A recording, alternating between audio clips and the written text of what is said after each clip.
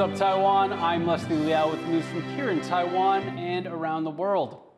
Taiwan's newest infantry fighting vehicle is being showcased for the first time. While its new weapon systems are drawing much of the attention, the vehicle is also being hailed a success for Taiwan's domestic defense industry. Jaime Okan reports. Firepower on the go. This is the idea behind Taiwan's newest indigenous armored vehicle. This vehicle is designed to operate in rugged terrain and in a potential combat zone. For the past 5 years, it has undergone countless tests and is now awaiting a final inspection from the Army before it can enter mass production.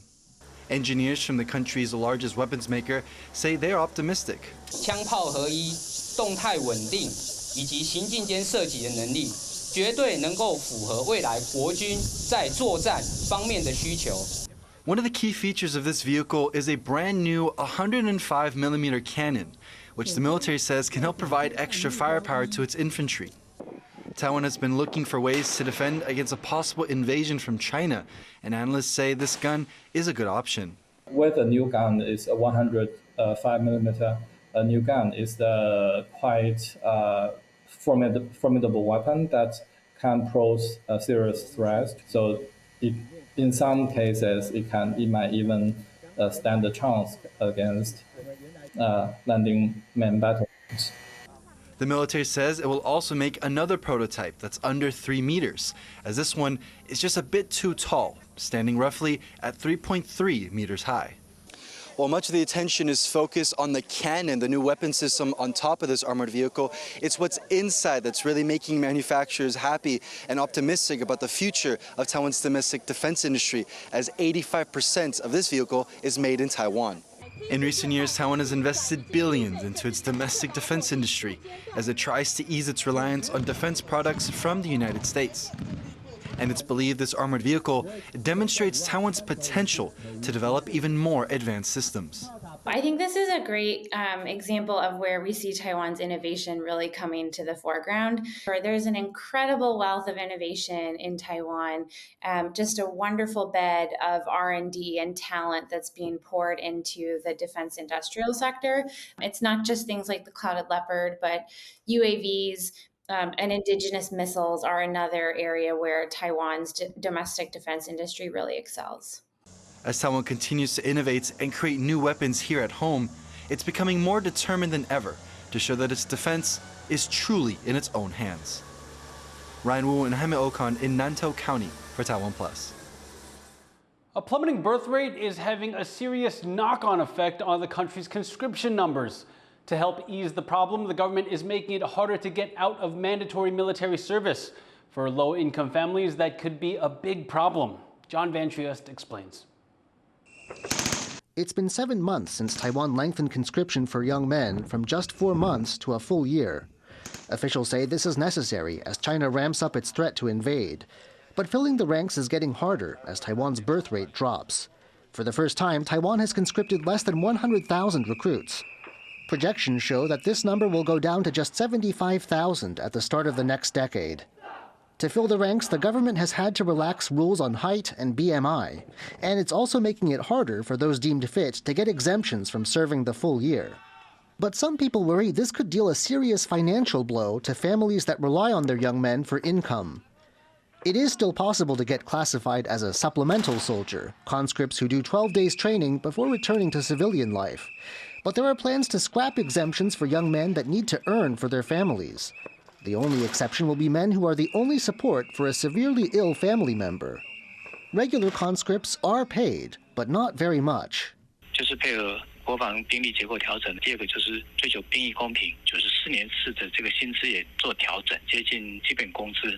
But the Taiwan Alliance for Advancement of Youth Rights and Welfare says that until basic training is over, pay is less than half minimum wage.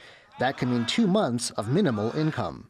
做补充兵之后，他就可以赶快去再进行工作。这对于中低收入户家庭的青少年来说，它都是一个经济上面的一大打击。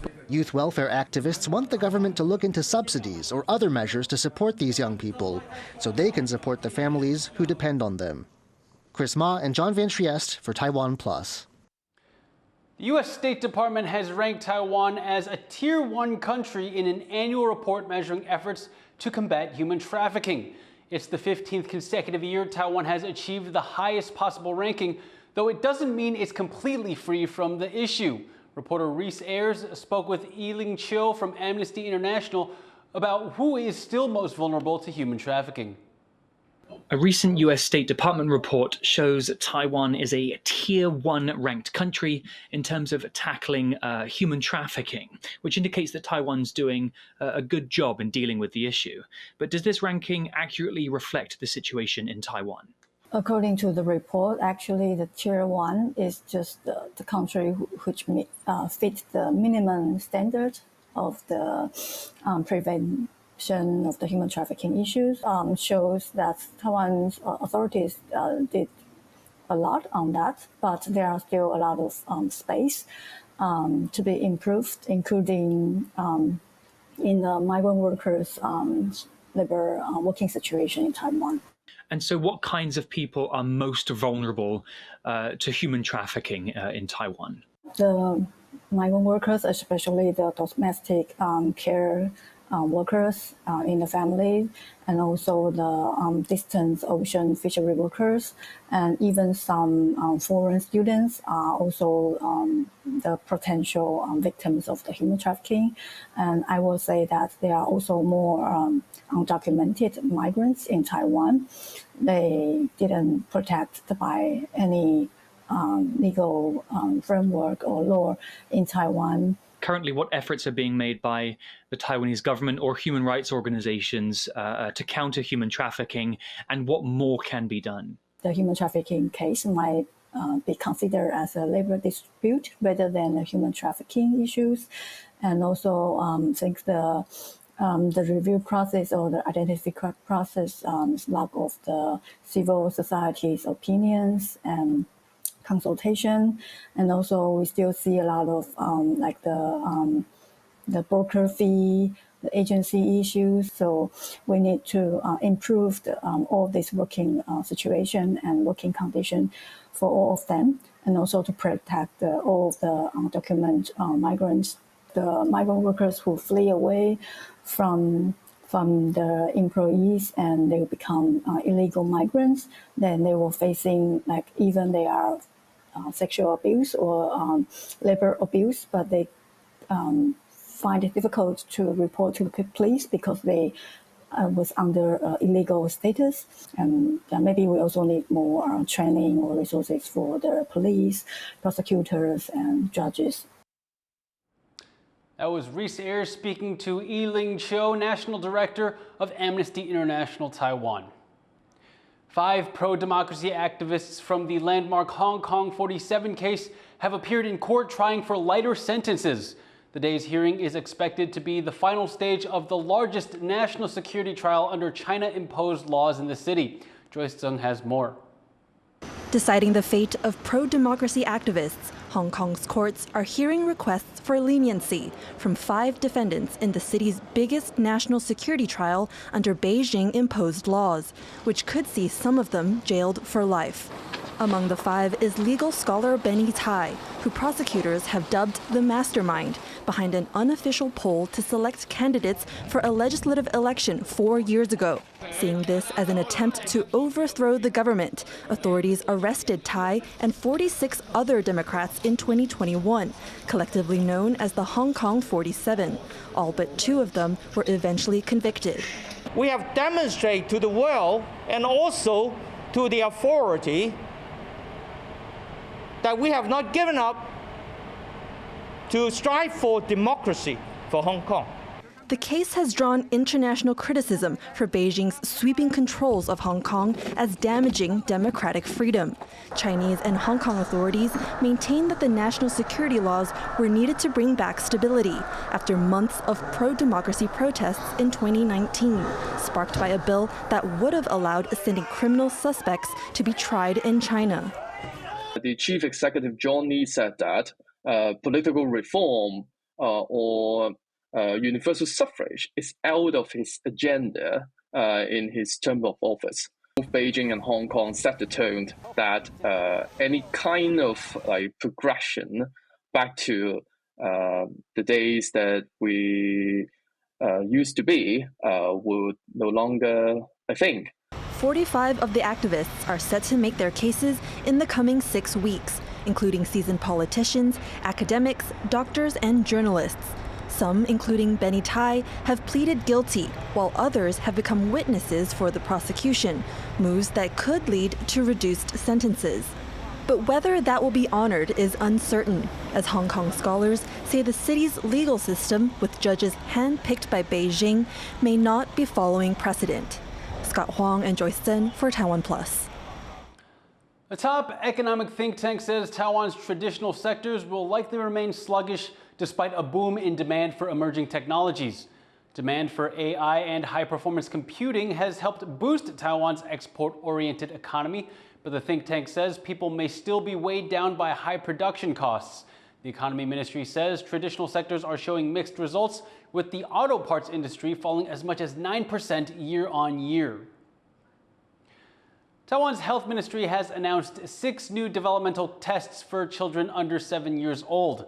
Under the plan, pediatricians and specialists will test children's motor skills, language cognition, and social development at 6 different stages. Officials say the tests aim to detect any developmental delays as early as possible to make sure children receive the care they need. The screening service will begin in July. Taiwan is set to drop a tariff on New Zealand milk next year. That's good news for consumers who pay some of the highest prices for milk in the world, but bad news for domestic dairy farmers. John Van Trieste has the story. Farmer Yang Meigui has been in the milk business for 40 years. Her home in rural Tainan is one of Taiwan's 4 dairy farming centers.